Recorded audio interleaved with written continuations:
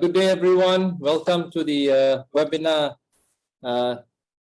this afternoon here in Malaysia.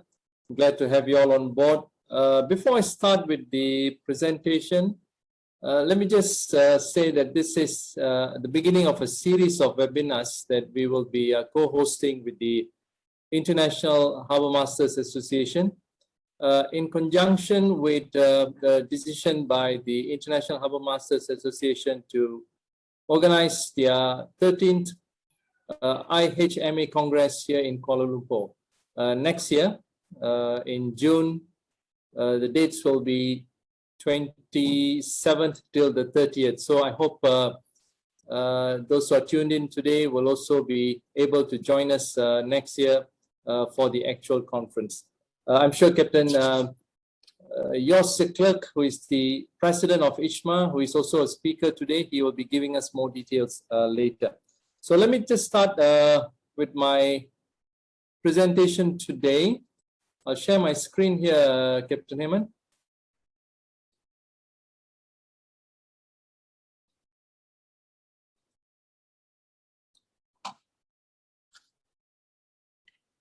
Okay.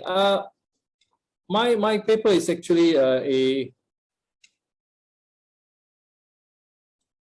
it's dealing more about the experience that we have had here in Port Klang on the pandemic itself and what actions we have taken and how we are going to actually try to live with this and also the lessons learned from this experience over the last 18 months. So generally, I'll just give an introduction about the Malaysian ports first. It's a huge country for any standards here in these parts of the world. We are actually divided into two regions: the West Malaysia and the East Malaysia. The East Malaysia is actually located on the island of Borneo.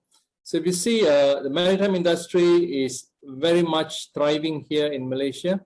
And we have ports throughout the peninsular Malaysia as well as Sabah and Sarawak.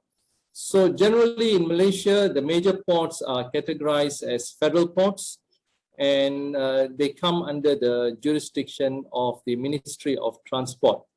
And we have about 10 federal ports in Malaysia, and we don't have a single entity which oversees all these ports in the form of a National Port Commission or a National Port Authority. But what we do have is each port authority are governed by a set of laws.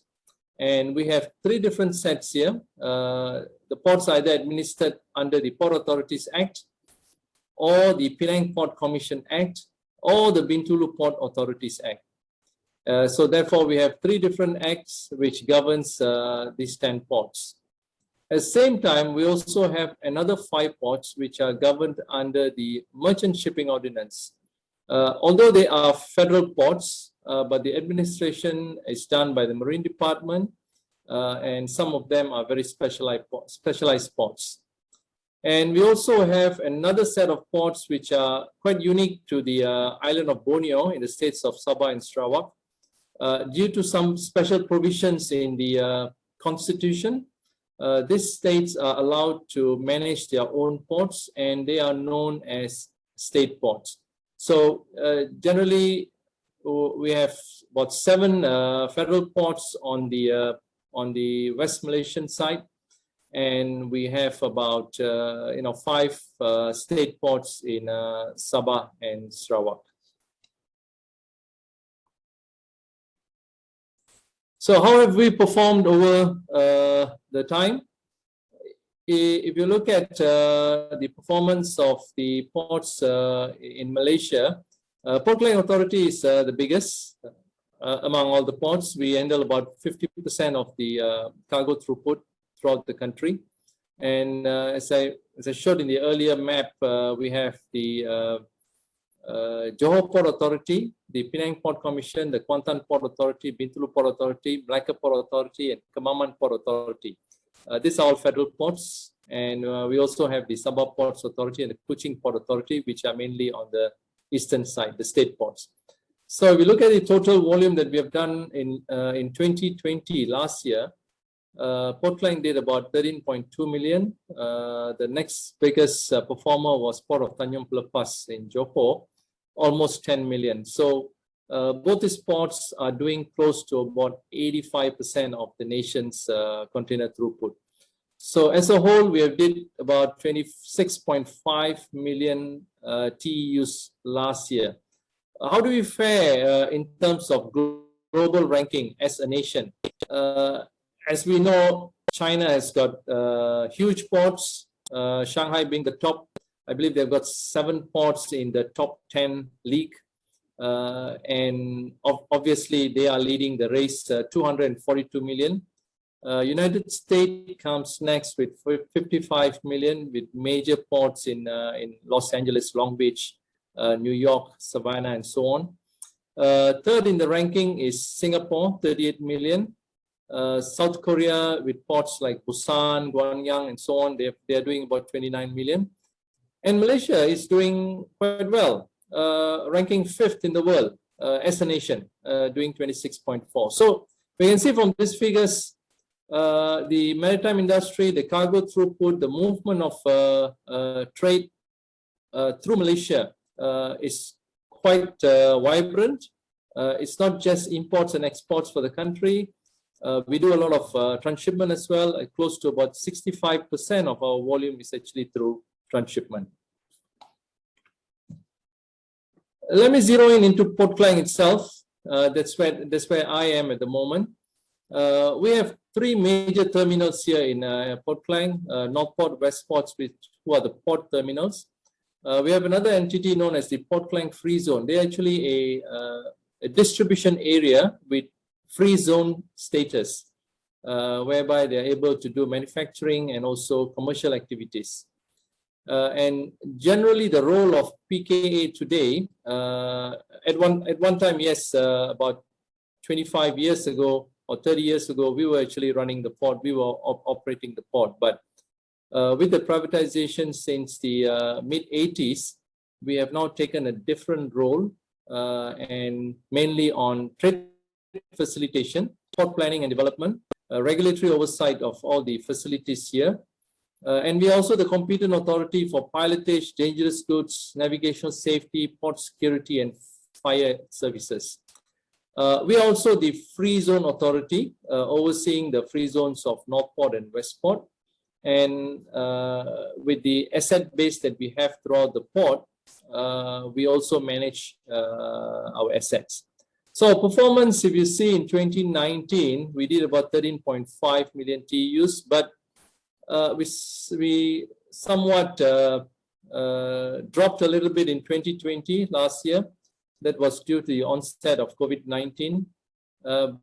But this year we were doing quite well actually the first 6 months, where we have done close to about 7 million. So if you look at the current forecasts going forward, by right, we should be touching about 14 million.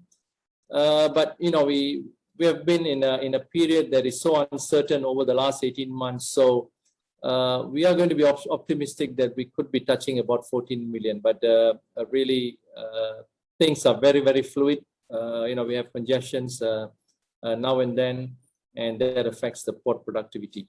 So in terms of ship calls, in terms of freight weight ton cargo, we have done 243 million in 2019, dropped in 2020 to 21 million. And this year we have done about 120 million.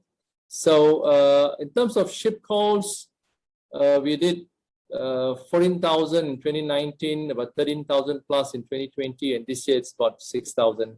And we hope to do about, generally should be touching about 12,500 by year end. So what have we learned from the COVID-19? What was the experience that we have had over the last 18 months? Just like any other ports in the world, we have gone through quite a difficult period.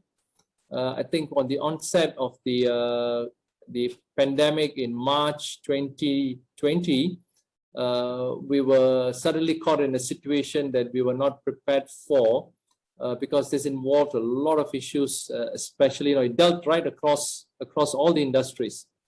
Unlike some of the earlier crises we had, it was very specific to certain industries, but this was across the board. So more or less every other party was involved, and every other party was affected. So generally what happened was there was a lot of impact on shipping and supply chain disruptions. We could see that there was a lot of stringent quarantine and health controls that we had to put in place so as we are able to continue with our business in the port. Some of them were quite new. Imagine getting about 20,000 truckers coming into your port on a daily basis.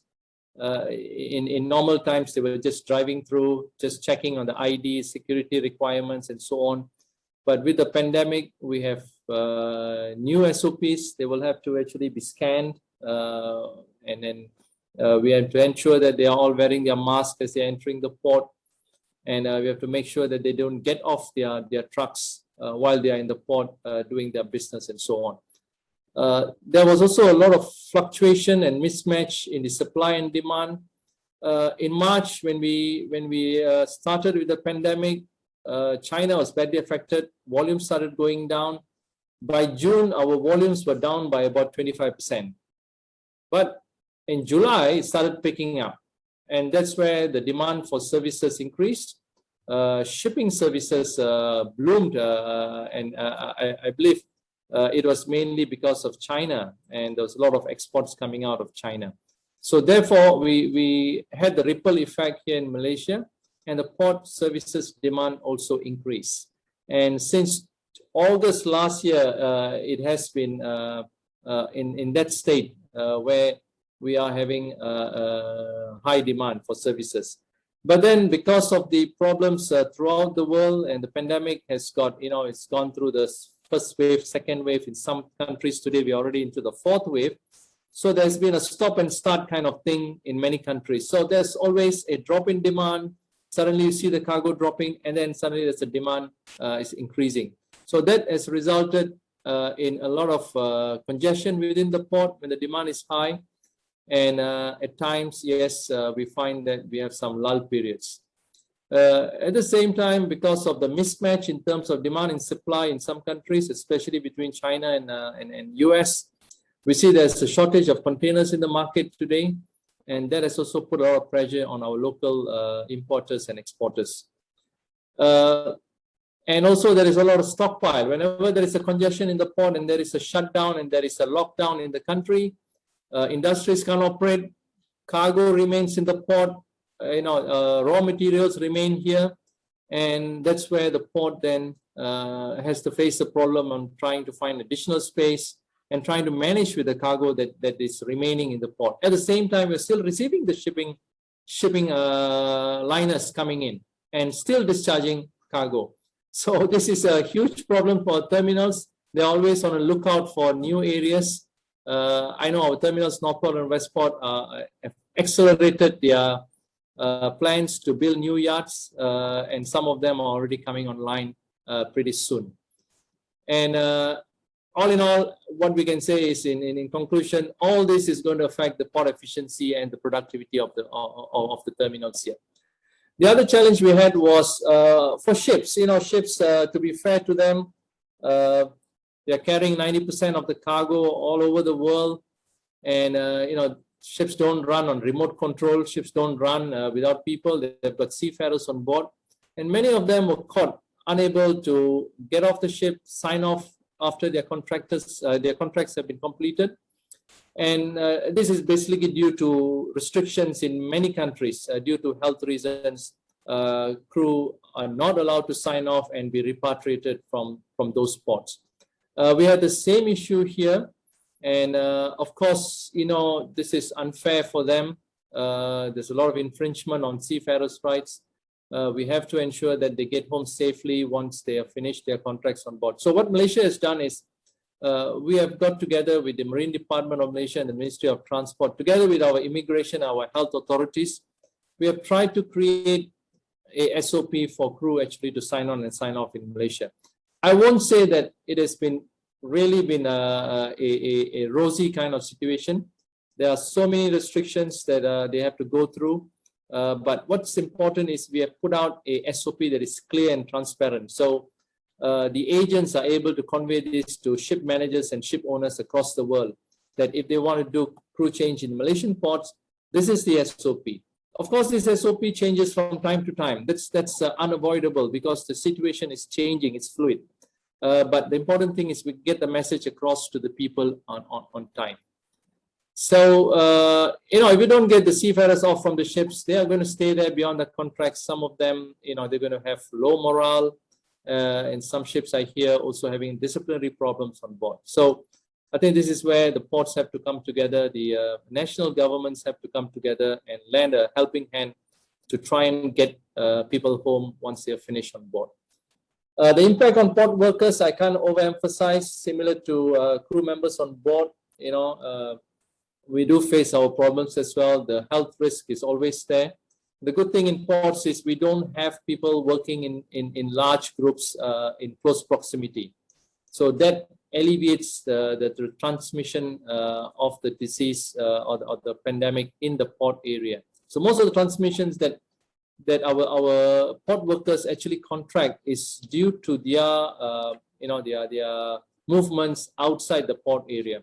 So we've always kept advising them when they get home, they have to practice the safe distancing and hygiene and so on. So this has led to, in some cases, shortage of workers, because can you imagine if you have a few guys who are positive, we have a whole lot of people who are close contacts, then we have a second level and third level who are casual contacts, and all these people have to be isolated and quarantined. So that leads to a shortage of workers, and the terminals have had a tough time dealing with this. But somehow we have managed to get a lot of people to work from home, especially the admin people. But operational people, we have no choice. We have tried to optimize their numbers in the port area. But what all this leads to is probably in the future, we have to look at more automation. And that's where the investment has to go in. And lastly, this is a very important area. Digitalization is one route that now we see how important it is, especially during the pandemic. And digital technology is the good way to go forward. It has helped us build resilience and sustainability. And I think we have to do more to invest into this. Most ports in most terminals here in Port Klang, or rather both the terminals in Port Klang, they have invested a lot, I think, for many years in the since the beginning of the operations. So to a certain extent, they are doing well. They are able to put their systems in place. So I don't see any problems within the terminals. But what is lacking is the digital connectivity within the whole supply chain itself. While the terminals are good, the port is good, but we don't see that sort of connectivity across the board when it comes to the transporters, the warehouse operators, the shippers, the consignees, and the government agencies. And this is the area that Malaysia is now working on.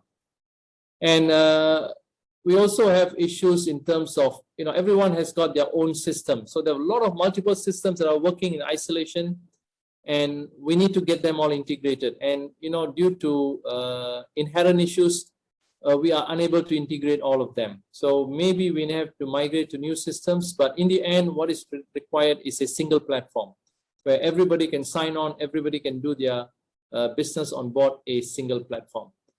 And, digitalization has got its own risk as well. In the cyber attacks, there are always parties who are looking out to, gain undue advantage for other reasons. And there are also threats of data breach as well. So in a business where we are dealing with in commerce, trade and commerce, data security is very, very important. So a lot of attention has to be paid for this, towards this. So coming to the new norm within the port, manpower optimization, working from home, and virtual meetings are call of the order of the day now. Temperature screening, face masks in public areas, personal hygiene, workplace sanitation is an ongoing thing. I think we'll have to live with this for many, many years to come. Assembly and group meetings are off now. We're all restricted to be meeting each other online. COVID-19 testing is ongoing still here, and full PPE is required when shore personnel and pilots board the ships. And SOP for crew change. I think I've already spoken about this earlier. The other areas, of course, the accelerated use of digital systems. A lot of parties have realized now that they have not invested fast enough, and they are now being left behind. So they are trying to move faster and get more of their transactions connected. And this is where it also includes ship clearance, cargo clearance, and communication between all the port users and clearing agencies. The good news here in Port Klang is we have got 95% of our terminal workers already vaccinated. This was through a very concentrated program in June and July, where we got about 10,000 over workers vaccinated within a month. And we still have about another 20-25% of them to go to be vaccinated. So we hope to finish all of them by October 2021, where we should be having about 80% of all the other support workers, including the ancillary services, hauliers, and transport drivers as well.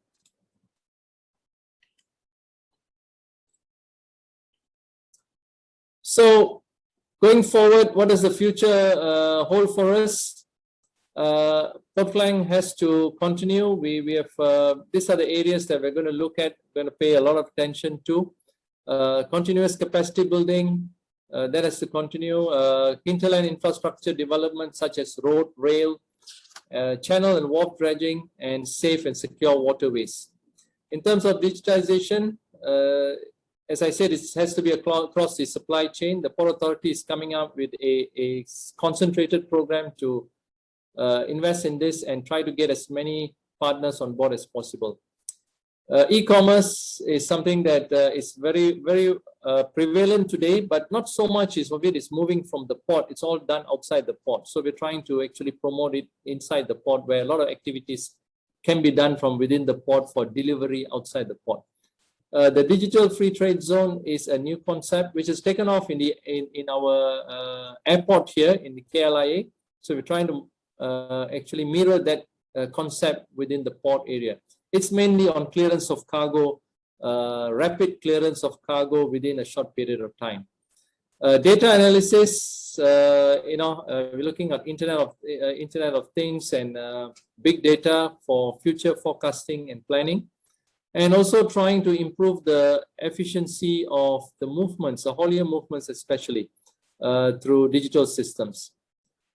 Now, environment is something that may have taken a backseat during the COVID pandemic, but rest assured it's very much still on our agenda.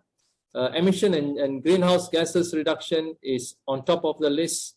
We are introducing, or we have already in the middle of a few initiatives leading to this. Alternate fuel, LNG for terminal trucks. This will go on trial phase hopefully by next year in West Ports.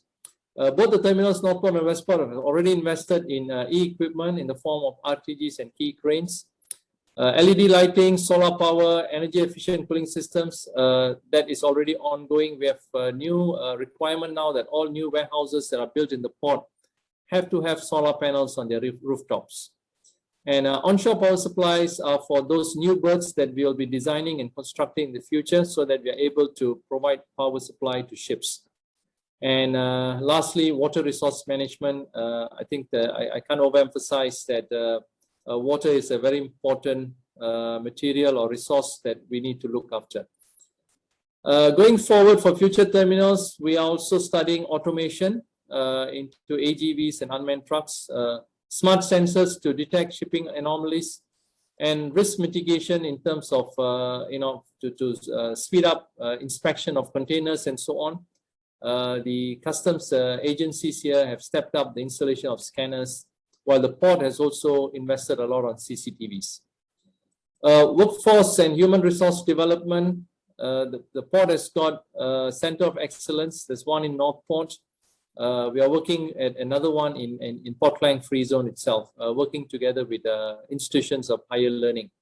In-house training and certification, upgrading skills and multitasking, and collaboration with higher learning institutions. These are some of the efforts that is currently ongoing. Continuous capacity building, we have not dropped off the radar for this. A lot of countries have maybe pushed their plans for capacity building, have delayed it due to investment issues and so on, but not here in Port Klang. I'm sure Dr. Osman will be speaking on this North Port's re-engineering plan very briefly. They have actually transformed the old terminal of North Port today to be a more productive terminal in terms of using new technology and redeveloping the areas. For LPG storage and distribution hub, we have got a new terminal coming up. It should be operational. If not because of COVID-19, it should have already been operational. This will be online sometime in October, where we will have a dedicated terminal for LPG and LNG.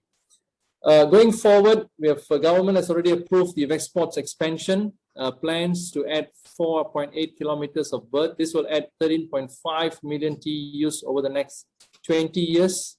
And even after that, we have already looked ahead to a new area, which is just at the entrance of Port Klang today, which is the island of Kerry. The third terminal is being planned on that island. We have already completed the feasibility study.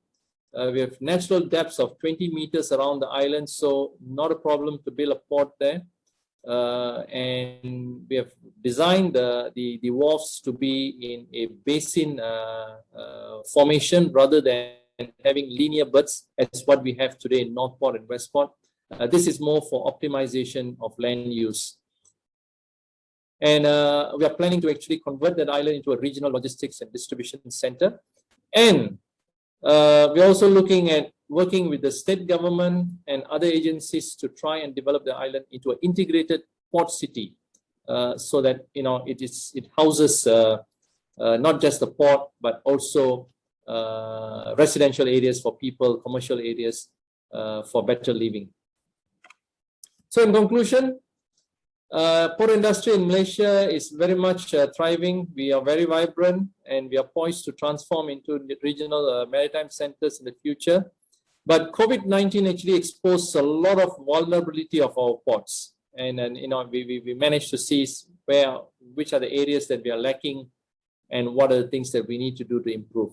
So strategies were put in place, and strategies need to be put in place for future challenges and disruption.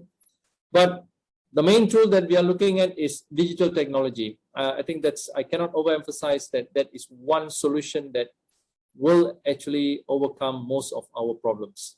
Commitment to reduce emission in GHG is ongoing to protect the environment. And eventually, I think we need to build a port industry that is sustainable and stable for the future.